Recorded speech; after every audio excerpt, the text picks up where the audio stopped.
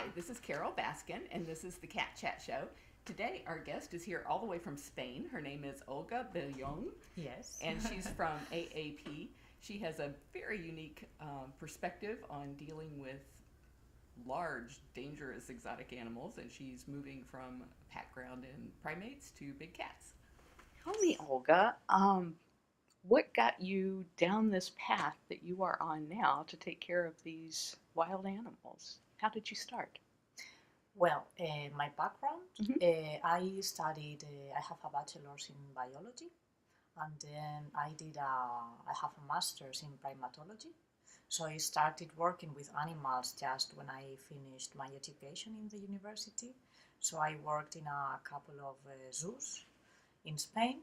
And I realized that I liked more like the conservation of the animals and more the welfare.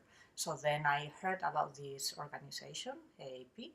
It's a Dutch foundation, and they were going to open a rescue center in Spain. So they opened this vacancy. I applied and I got the job. Wow. So this was already in 2003, so really long time ago. I was sent to Holland to spend a training period. At the beginning, it was going to be 6 months, but then this was taking a little bit longer because we were having some difficulties getting all the license and the permits that we needed in Spain to build the facilities. And when was this? When did this start? This was in 2002, something like this. So, like the whole procedure was taking too long. Wow. So at the beginning, I went to Holland just for this 6 month period, but then this turned in 2 years. So after these 2 years, the situation wasn't very good in Spain with the governments and trying to get all these permits. So I decided to do all the things because this was really taking too long for me, and it wasn't really my plan living in Holland for such a long time. So I came back to Spain, and then I was working in the educational field in a new zoo in Valencia, in the city of Valencia. So I worked there for 2 years. I was the head of the educational department. And after these 2 years is when the Primadomus was really moving on with the construction of the facilities. And there were some changes, so they changed the manager, and the new manager contacted me to see if I would like to go back to the project, and because they were about to have like the official opening. And this was in 2009, so it's when I came back. Wow. To So from the 2002 to 2009 to Yeah. actually get that thing going. Yeah. Oh yeah. my goodness. Yeah. So you started at AAP in 2009, but you had this university training in primatology before that? I had the training before that and the masters in primatology during this when I started in 2012. I finished last year. Oh, wow. Yeah, so this was a challenge because I was combining both things, working as a team leader in Primadomus and also doing my masters. So I had to travel to Barcelona every week, and this is like a 5 hour trip by train. Oh, Well, I wow. could study in the train and read a lot of papers and a lot of articles, but yeah, I must say that it was a busy time for me. But well, I got it. It's done now, so I'm very happy. What was your first interest in primates? That was a lot of work to go through to get that degree. So what was it that inspired you to do that? Well, I always loved animals in general, but when I was in the university, I had this subject, anthropology, and I was fascinated by the primates, well, especially the apes. So I did some assignments about chimpanzee communication and also all their cognitive skills. And yeah, this is really interesting, no? And but yeah, I think I like animals in general. Now I'm really fascinated with the big cats. So I think when you start to work with a specific species, and you start to learn about their biology, their behavior, and their status conservation, all of the animals can be really amazing, no? But I think primates are very easy to catch your attention, no? So this is I remember when I was studying, a lot of my colleagues, they also loved primates, and we had a department in the faculty, so they were doing some research with I remember with cotton top tamarin. So this was my first approach with this primatology world. You started very tiny. Yes, exactly. I started from the. I mean, we have different species in our center. So actually, we do have pygmy marmosets, which is the smallest primate. They are like this big. They are really cute. And we do have chimpanzees. So we have a big variety of different species and different sizes and different behaviors and then personalities when you go to the individual. Tell me about for most of the people that will be watching this are people from America, so they don't really know what Spain's attitude is toward big cats or primates in captivity. Can you tell me kind of what the landscape is there as far as the way things are changing? Well, in Spain, it's not allowed to have primates or big cats as a pet. So this is an improvement. But although it's not allowed, there's a lot of people that have them. Now our target species is the Barbary macaque, for example. And the problem is that the people, they don't know the law, they don't know the regulations. So it's a matter of lack of information, and also an educational problem. So the Barbary macaques, they live in the north of Africa, in Morocco and in Algeria. So there's a terrible illegal trade, and the entrance of this illegal trade is Spain.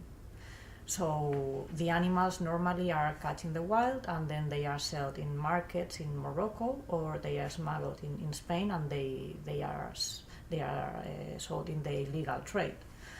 And the problem is this, that the people, they don't really know that they are doing something illegal.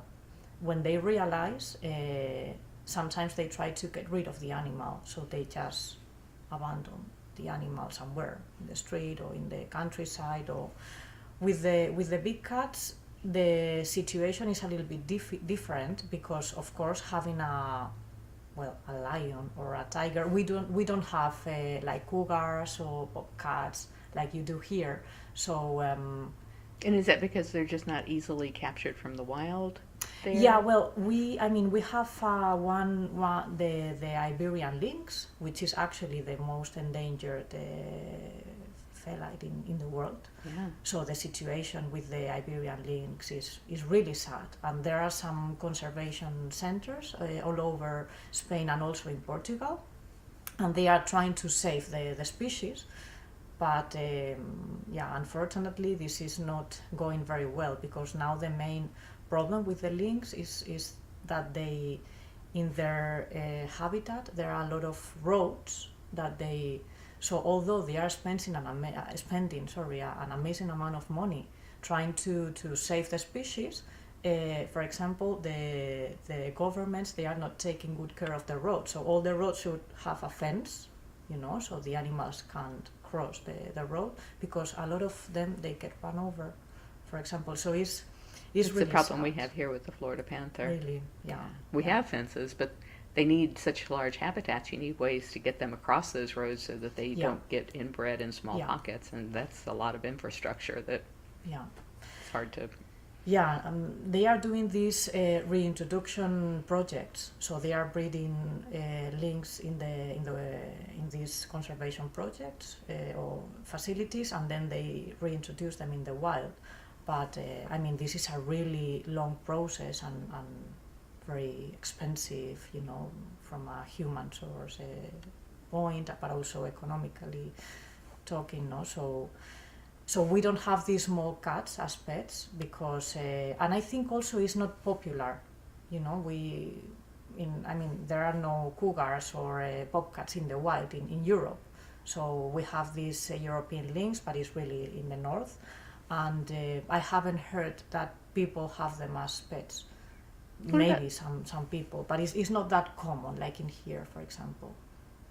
What about circuses? What is Spain's attitude towards circus animal or using wild animals in circus act? Yeah, well, the situation is changing. Is changing, luckily. So there are some cities and some towns in Spain that the local governments, they decided to forbid circuses with animals. So this is a huge improvement. But because of this situation, what is happening is that a lot of circuses, they are getting rid of their animals, their big cats, primates, anything. So the regulation is different with like domestic animals, like horses and that. So some of the circuses are keeping these kind of animals, horses. Some of them, they have dogs, so they do like weird performance with the dogs and with the horses. But it's not allowed to have exotic animals. But this is in some cities. In Holland, for example, the situation is much better because we have a prevention department in our center in Holland. I'm sorry, what's the name of the department? Prevention. Prevention, yeah. So they've been working for years trying to forbid animals in zoos. Yeah, sorry, in circuses. And finally, this is really giving some results, no? So this regulation is going on. Good. But this is going to have a consequence because what's going to happen with, for example, all the big cats that live in circuses now. So that's why we, based on the needs that we are going to have in Europe with all these animals that have been used in the entertainment industry, we thought that probably we would move in this direction, starting rescuing big cats. We have a waiting list that was made together with the authorities, and we already have 80 animals in this waiting. Wow. Yeah. So this is all over Europe, but because there are animals, there are also tigers and lions that are kept as a pet in houses. So this is less common than, for example, with a Barbary macaque, because to have a tiger or a lion, you really need a cage. With the Barbary macaques, sometimes they just have them on a leash, like on the hips or on the neck, and that's it. So that is so scary. Macaques are really scary primates. Exactly, are really, and that's the problem. But they buy them when they are babies, because they stole them from the wild when they are babies, and they are really cute, and they are, it's like a little toy. But when they grow up, and especially the males, they become very dangerous because they are really territorial. So they started fighting with some members of the family, so they can be dangerous to the kids or to the pets, like the dogs or the cats in the house. So this is the main problem when people realize the mistake they made. With the big cats, I think they have them in cages probably since they are, I don't know, like 6 months old. Yeah. Yeah. So, but yeah, the life of these animals is just terrible, living in these small cages for years and years. So we have some of those cases as well, but I think it's not as common as in here, for example. Oh, definitely not as bad as it is here. Yeah. My goodness. As you guys have decided, and I love the fact that you've been forward thinking on this, and in our case, we're responding to this huge crisis of too many of these animals in horrible conditions. You guys have kind of been more ahead of the game by saying, okay, we see this changing landscape out ahead of us, and we want to be prepared to be able to take those animals so that there's no suffering during the transition and that they would have large enclosures. Can you tell us a little bit about the work that has gone into designing this huge facility for big cats, and more about what that facility would look like? Mm-hmm. Well, we started with this, I think, already 3 years ago, something like this. And in 2012, we organized this symposium, this conference. So we invited different people from this big cat world. So we invited you, and so Jamie came over and with Justin, and we also invited people from other centers in Europe, like a rescue center in France, for example, that they have also like a kind of agreement with the authorities. We invited people from Fort Post, that they have a center in South Africa, and yeah, I mean, because we do have primate experience, but we really wanted to have like very experienced people like you guys coming over and helping us with the design of these enclosures, and a little bit the design of the working procedures, like protocols, like medical protocols, quarantine protocols, safety protocols, anything that we could do in this symposium. And it was really fruitful, this experience. So I think it was 2 days, and we had a lot of discussions and meetings, and at the end we came out with these round buildings. And this is a little bit because we have to ask for this building license in advance, and now we have a property with 20 hectares. Well, we have to change. So it's like 30 acres, I think. It's like 1.5 or 1.35, yes, I think. Yes, so something like that. And the building license was given to these round-shaped buildings, so that's why we had to stick on that, you know. So we are going to have 3 buildings that are round, so each building is going to have 8 units. So we are going to have an indoor area that is connecting to an outdoor area. The outdoor enclosures are going to be more or less the same size as the enclosures you have for your big cats here, not the vacation facility. That's really amazing. That would be, yeah, lovely to have something of this size.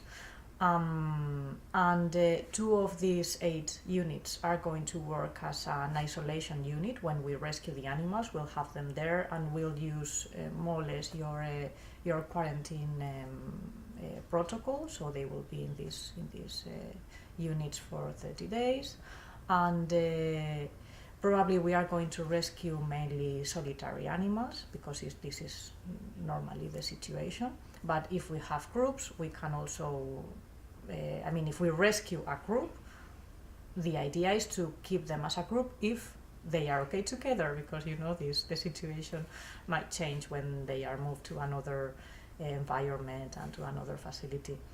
So we will have 3 of these buildings. So in total we will have 24 units or enclosures, where we can have or solitary animals or groups. So I think, depending on what we rescue and how the animals are living together, we could have around 30-35 cats there. I loved the way your person used digital imaging to show what it is that you're planning to do with this. Mm-hmm. They did a fabulous job. And I like the way the cages have this very central area for the keepers and the maintenance of the animals. I'm assuming you would feed them in there and do all of their blood work or medical care and everything in there. Yeah, that's the idea. Yeah, that's the idea. And then they have this big pie-shaped thing that goes out so that they have a lot of space to run and really be cats. Yeah. It's not just little jail cells for these cats. So you guys have really, you're putting some huge amounts of money and thought into giving them a lot of space. Yeah, I mean, we were very lucky because we were granted by the National Dutch Lottery. So we got this subsidy from them, you know. So how did that work? I mean, is it like the lottery here where people just like draw a number from? No, I mean, well, it's like that, but they sponsor projects every day. So they do sponsor the project in Holland, but also they have like this this is hard. me to explain. Like a kind of a contest or something, where you can apply. So you present your project. So different projects apply for this grant, and at the end we got it. So we really have to work hard to explain very well what was the project about and why we are developing this project and all this. So I think at the end there were like another 3 or 4 projects, and well, AAP was the chosen one.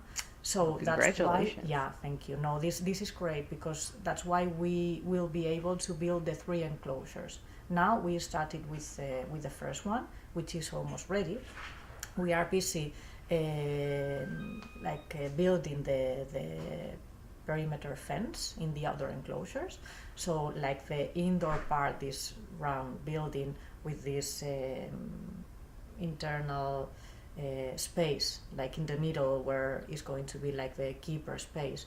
This is all finished, and now we are busy with the ponds. We'll have also ponds in the outdoor enclosures, nice. Especially for the tigers, because it can be pretty hot in summer in Spain, where we are, in the region where we are. And of course we'll have also like these platforms where the animals can lay down, and they can also keep some shade in summertime. We are trying to keep all the natural vegetation that we had in the enclosures. Is mainly pine trees. We have a lot of pine trees, and we have a lot of these aromatic plants like rosemary.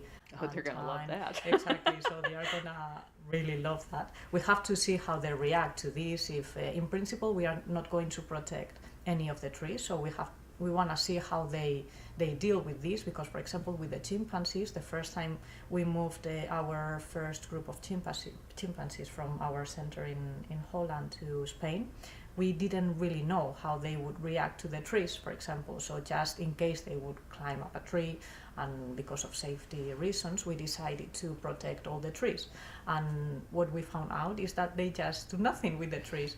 So yeah, so more trees are growing and we are not really protecting them. So of course we always have to think about the safety, but maybe we see that the cats are not being so destroying the vegetation. So this is gonna be interesting, and also because of the background of the animals, they are not gonna be, I mean, they've been living probably in cages for years. Yeah. So let's see how they do there. With the bigger cats, we find that except for leopards, they almost never try to climb any of the trees. Yeah. This is the thing, that probably we are going to rescue mainly tigers and lions. So. Yeah, those are the ones that end up being traded the most and used the most in entertainment. Yeah. Do you guys have a problem with ligers there, with people crossbreeding the lions and tigers? I haven't heard about any case. Probably, because you never know. Yeah. But it's not as popular as in here. Well, that's good. Yeah, exactly. That's very good. And yeah, I don't think it's very common either with the small cats, all these hybrid animals and this. I don't. We'll see, because we are really going into this world now. So maybe when we go deeper, we found out that this is not exactly like that. It always turns out to be uglier than you thought it was going to be. Yeah, exactly. But as far as we know, it's not very popular, this, yeah. Jamie we had family dinner last night, and she was telling me a little bit about what you guys do, and she was saying that some of your primates come from research facilities. So you have to have really strict protocols because of the danger for transmission of diseases. Mm-hmm. So when you're looking at these cat protocols, they probably look way easier to you than what you have to deal with the primates. Yes. We have this chimpanzee complex. It's a facility that is located in Holland, and we house there chimpanzees that were used in biomedical research. So some of them, they are carriers of HVI, different viruses and hepatitis, and so the working protocols are really, really strict with these animals. I mean, you have to wear these face shields all the time you are with the animals. You have to change clothes I mean, it's really, really a strict protocol. So yeah, working with the big cats is going to be, yeah, a big difference. Of course, I mean, you have to, the safety is always an issue, no? So you can't forget this. But yeah, definitely it's going to be, the keepers are gonna be, yeah, much happier. So you came here for a week or 10 days, and the purpose of you coming to Big Cat Rescue was to kind of get a crash course in dealing with these cats so that when you get home, you know what to expect with them. Mm-hmm. Is this what you expected, or were there things that you were like, wow, I just never even thought about? Well, I think it's much better than what I expected. I mean, Do you think it would be scarier? yes, yeah, exactly. I've been visiting also zoos in Spain to see their big cat facilities, and because I used to work in the zoo world, so I've seen big cats in zoos, and it's really, really amazing how these cats behave. They are so, I mean, you can really tell that they are relaxed. They are not reacting to the visitors or the keepers. They seem just like happy, you know. It's so this is really great, you know, that. And I would have, of course, at feeding time they get a little bit restless, but it's not what I expected at all. It's not, and yeah, I think it's been a really, really good experience because we can take a lot of good ideas from the way you work here, and well, some of the working instructions or procedures won't be possible to be implemented there because of the design of the facilities. But I think we can use a lot of good ideas you have here. I was thinking that probably the way we clean cages is not going to work for you guys. Like, you're going to have to lock the cats up to be able to go into those big fields. Yeah, exactly. I mean, the idea is to do this shifting around, so the keepers will move the animals in the different enclosures we have, because in this indoor area we are going to have like another small separated cage which has like a visual barrier in case we want to feed animals in the same place so they don't see each other. So yeah, the management is going to be more intense, because I think this is a great advantage here. From a safety point, because nobody goes inside the enclosure, so there's no room to make a mistake or something. I mean, so you can never accidentally leave a door open. Exactly. So this is really nice, but I think because of the here, and also here everything is really flat, so it's really easy to clean the enclosures, but there is like really, you know, it's quite steep, and we have a lot of vegetation in between, but not like grass. We have these shrubs and these bushes, and so, for example, this probably is not gonna work there, but yeah, but we have to adapt to the situation we have. Yeah. What will be your primary food source there? Yeah, this is something that we've been already doing, so trying to contact different suppliers in Spain, so to see like the zoos in the region where we are, the suppliers they have, and we probably are gonna feed mainly horse meat. Cows are not very common in this area because we are in the southeast coast of we are not really in the coast, we are like 60 kilometers far away from the coast, but cows are very common in the north of Spain, but in the south not really, because we don't have these grasslands to feed them. No, it's quite dry, the climate. So getting cow meat is going to be not as easy as getting the horse meat. So we have this horse meat supplier, we have also a chicken supplier, we have another company that would provide the bunnies, the rabbits, and also other different little birds. So at least we have all this arranged, and now we have to design exactly how is going to be the diet. Probably we won't feed the mash that you feed here, because they just don't have the suppliers there for that. Exactly, we would have to import that probably from the US, Oh and my that goodness. would be really, really expensive. So Ooh. yeah, but it's good that we saw that is. I mean, we have suppliers in the surroundings, and I mean, it's feasible, it's possible, because this was a bit of a concern at the beginning, because with the primates we just feed fruits and vegetables, so it's going to be a completely different thing. Yeah. Back in the 90s, we considered moving our entire facility down to Costa Rica. And we had, hundreds of acres of this beautiful landscape. It was just paradise. But I couldn't find big enough sources for the food that we needed, because we feed 500 pounds of meat a day. So, I mean, with you guys taking on 30, 40 big cats, you're probably going to have as much of a food bill as we have or more, because a lot of our cats are smaller. And that's just such a huge consideration, is where do you get 500 pounds of anything a day? No, exactly. Wow.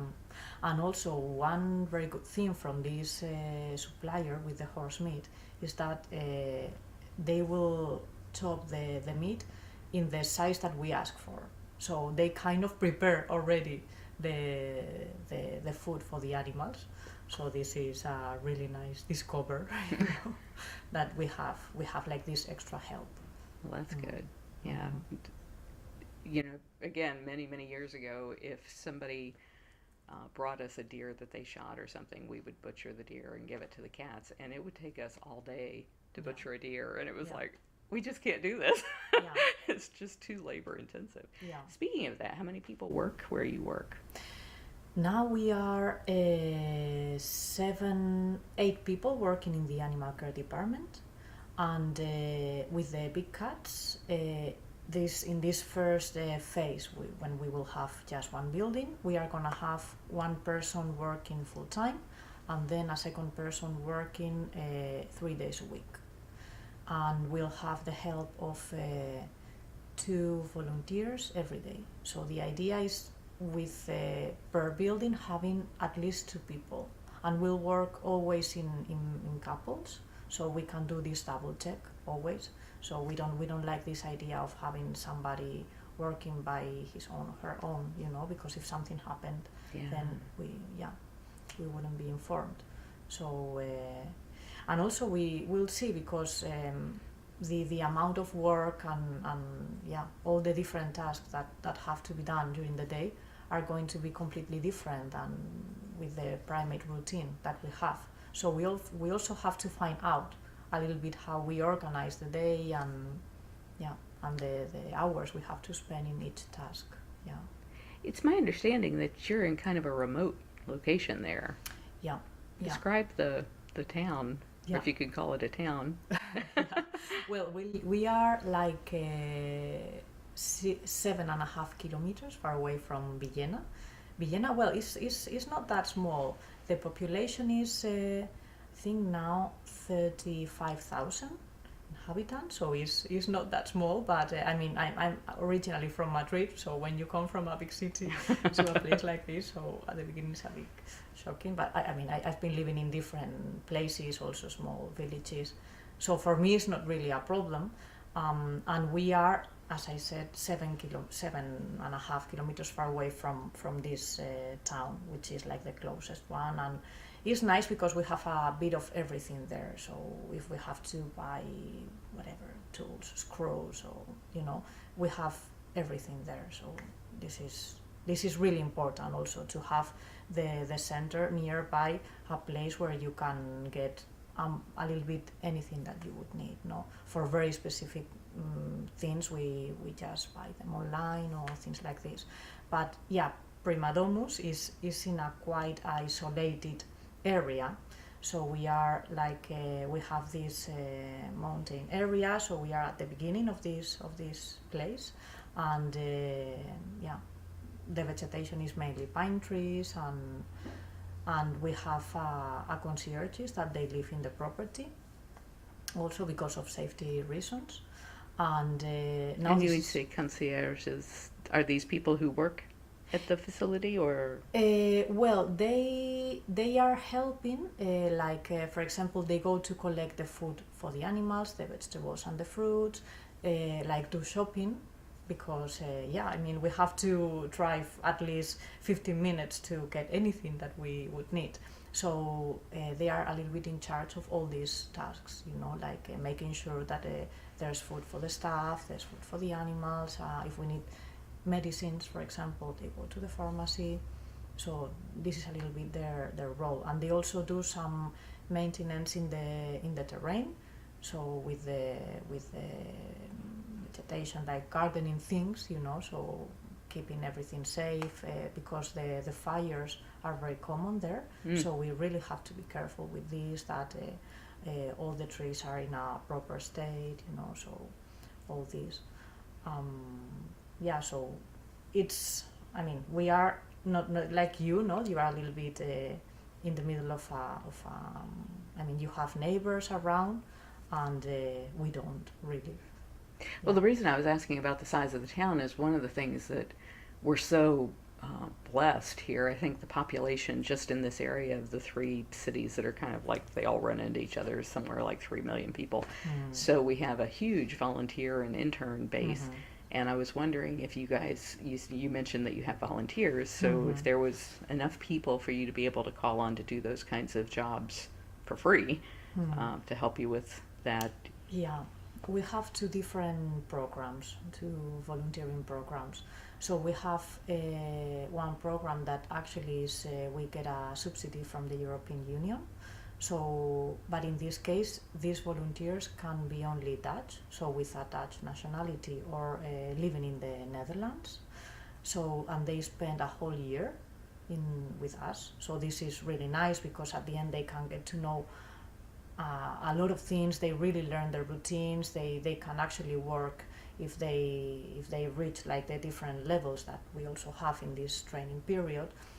They can do some basic management with the animals. So I mean, it's a nice project, because you really can be like involved in the daily routine of the animals. And then we have a different program, which is a 6-month volunteering period as well. And we also offer the accommodation and the lunch and the working days. And we mainly have international volunteers, so people that they come to Primadomus or to Villena, to this town, just to volunteer in our center. And little by little we are having also some Spanish people, but they are also coming from big cities, like from Madrid or from Barcelona or from Valencia. And well, the situation now in Spain is not good at all. I mean, we have this crisis, this economical crisis, this recession. So a lot of people, when they finish their education, they look for a project like this. So it's a way to gain some experience in this animal care field. So that gives them an advantage when they go to find a job. Yeah, exactly. So the Spanish people we are having now, they have more or less this profile. And now we are also starting to get some local volunteers. So they can come just for a few hours a week, and they are helping not only in the animal care, but also like with the construction of I don't know, furnishing for the enclosures, or enrichment devices and this kind of thing. So this kind of collaboration is really nice as well, because the local people can have the opportunity to learn more about the primates, of course, and now the big cats, and to understand why we are there, because at the beginning it was a little bit difficult for them to understand why we would have all these primates, all these apes and these monkeys living in Villena, in a small place where. So, and also of course the educational part. We are having visitors now, but is this new? Yes, and this is now we only get visitors on Saturdays, but the idea is that we will start also doing tours in Sundays. And we are gonna have some schools coming over. We already did it last year, and this is a really nice experience, because I mean the kids, they are so open to learn anything, and they understand so well that these animals shouldn't be in circuses or in private houses, and I mean this this awareness job is really, really important.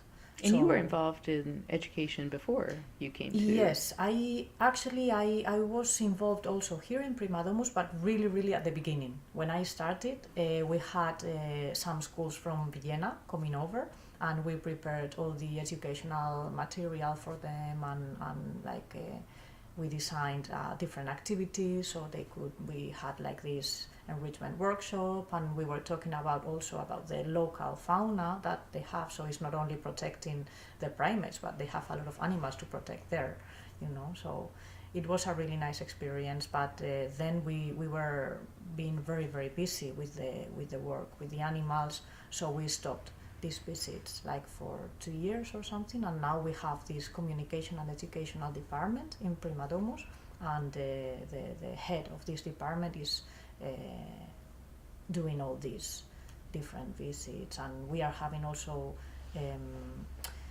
local volunteers to guide these tours. So it's nice also that the people is getting involved in this kind of activities. Yeah. One of the things I saw in the digital presentation that you did as far as the expansion for the big cats was all of the very unique ways of bringing the public into the facility in a safe way, where they could experience the cats being cats rather than just seeing them in tiny little cells. And I thought that was just so wonderful that all of that thought went into that. Yeah, this is a little bit the idea, one of our goals, because at the beginning we weren't receiving a lot of visitors, we were really focused on the care of the animals, and now that this is more stable is when we are going further with the visits and with the educational message. And I think it's going to be quite unique, because you saw it in the presentation, so the public will actually go in the enclosure, but of course in a protected and safe tunnel, so there's not going to be contact at all, because we work also with our animals, with the primates, and we will work with the big cats with this hands-off policy, so we don't have any contact with the animals. But I think this experience of going in this tunnel, this kind of immersion, no, in their... That you're in the cage and they're free. So you can also see how they should behave. If they run, if they climb a tree, if they just play with the vegetation, whatever. So you can spread a really nice message with this kind of immersion visit. And you'd kind of mentioned this before when you were saying how relaxed the cats were. People ask me all the time, how big should the cage be? And it differs depending on the cat and the species and the individual personality. But what we've tried to do here, and our cages are kind of built in sections, so we try to open up enough sections to a cat until they act relaxed. So by giving them that amount of space, I think you're going to find that all of these cats who will come to you, very nervous and upset, I'm sure, from the situations that they were in, will just calm right down and really be so much more of who they are when they've got the space to relax. This was something really, really amazing for me, because with the primates, normally they arrived with a lot of abnormal behavior and a lot of problems from their backgrounds, and what I see with these cats is that they don't have this abnormal behavior, like for example this pacing that they do a lot, in small enclosures, and what I've heard from you, is that this normally disappears within a few months or maybe a year, and this is not always possible with the primates, unfortunately. Oh, really? Because although we give them these big enclosures, sometimes we give them enrichment like 3 times a day, we try to keep them busy, but we can reduce the abnormal behavior, but to make it disappear is kind of impossible, probably because their brain works in a different way, and we are all primates, so it's like more developed but this is something really, really nice with the big cats, that you can see. Of course we always see improvements with the primates, they do a lot of abnormal behavior and this drops down a lot, but with the cats it can actually disappear. So that's so rewarding, no, for the, especially for the people working with them every day. Yeah. I visited several places that have primates, and I just wonder, how do the people ever find any tranquility when the animals all seem so neurotic? Yeah. It's like I just couldn't be surrounded by that all day long and not lose my mind. Yeah. No, it's hard, and especially we have this quarantine department, and it's where the animals go once they are rescued, and they have to spend a minimum of 9 weeks. Normally it's 12 weeks, and it depends on the origin, if we have some medical background or not, and they arrived in horrible situations, a lot of them. They do a lot of these self-directed behaviors. So they just hit themselves, they bite themselves, they stroke themselves, and this is because all these self-directed behaviors are mainly performed by animals that suffered from maternal deprivation. So these animals were caught from the wild when they were babies, and they've been living alone. So normally they have the mother to groom them, to take care of them, and they didn't have this, so they do it themselves. So to get rid of all these self-directed behaviors is really, really difficult, because then you have like these stereotypic behaviors with these repetitive movements, and it's more what the cats do, and the primates they also do. But to reduce that is easier. But to also, I mean, they arrive they hit themselves constantly, and then because we do this socialization process, because they are social animals, so it's also a completely different thing with the big cats, and we make groups, and you see that when they are in a group at the beginning is hard also, because you have to find the animal that match with another one and all this, but you can see that they really improve.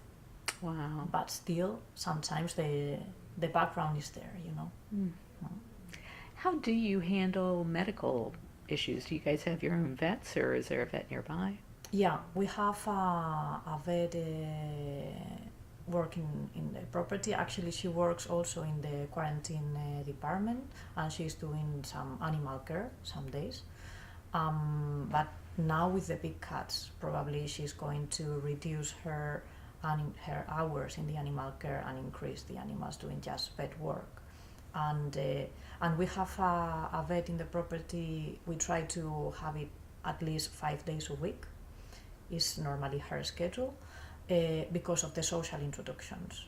In this process we have like different phases. First we have the animals next to each other, but they have a mesh in between, and then if we see some affiliative behavior, some positive interactions, is when we put them together. But although maybe you've seen some really nice things between them, maybe they can fight and they can get some wounds. So that's why it's important to have a vet around when we do the social introductions, and in case an animal needs to be stitched or something. So yeah, we normally have this protocol. That's great.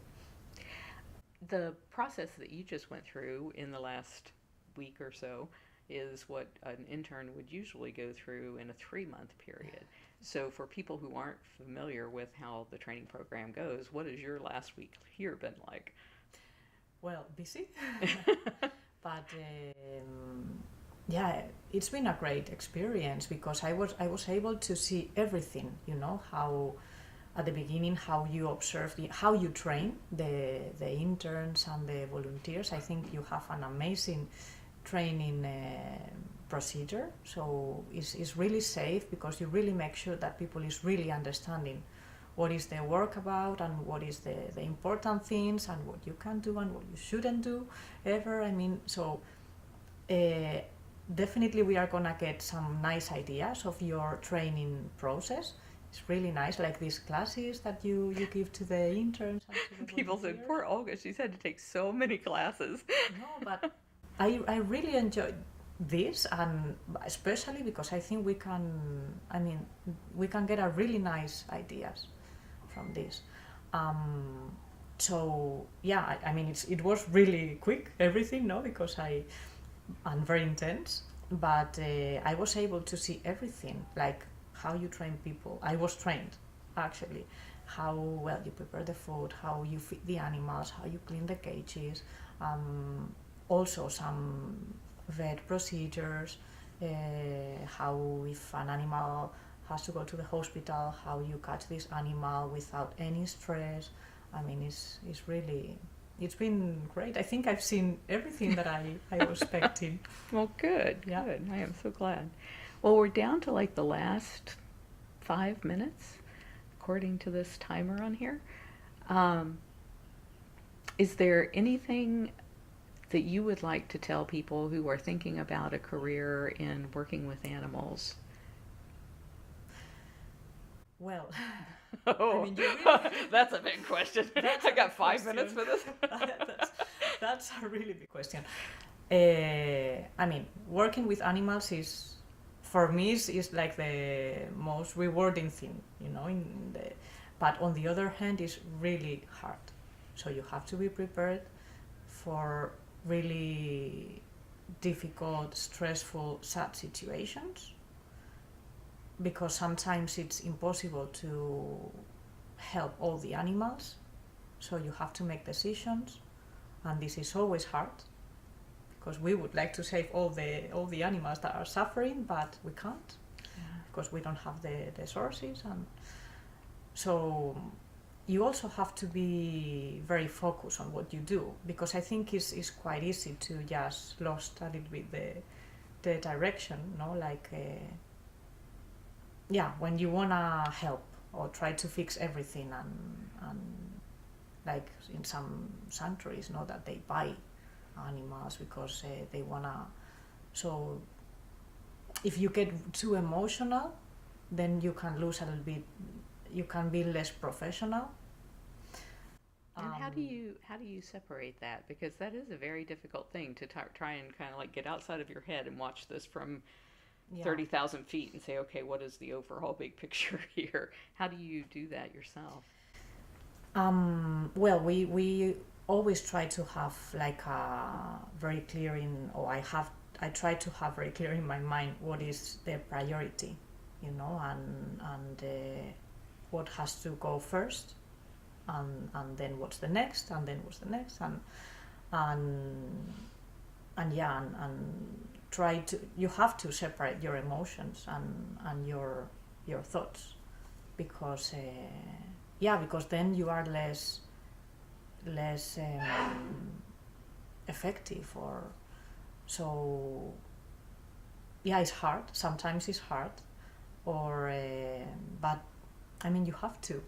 I don't. I couldn't tell if what is exactly my method, but sometimes you just really have to breathe and think, okay, this is how it is. Let's find the best way to deal with this situation, and and trying to keep in mind that we are always doing our best for the animals, and this is our contribution. Well, on that note, thank you so much for coming here and all that you're doing in Spain, and for all of these big cats that, you know, when you talk about people trying to stay focused on one thing and getting that done, our main focus here is to end the trade in big cats as pets and props and for their parts. But then I hear, you know, that it's happening in Spain and you want to get involved over there, and it's like, I want to help those cats, and I want to help cats in Africa, and I want to help cats. And so it is wonderful to know that there are such competent people as you and your crew that are doing this and are making such a huge difference for these animals all the way on the other side of the world. Thank you very much. Thank you as well for this opportunity. It's been really great. It's been our pleasure.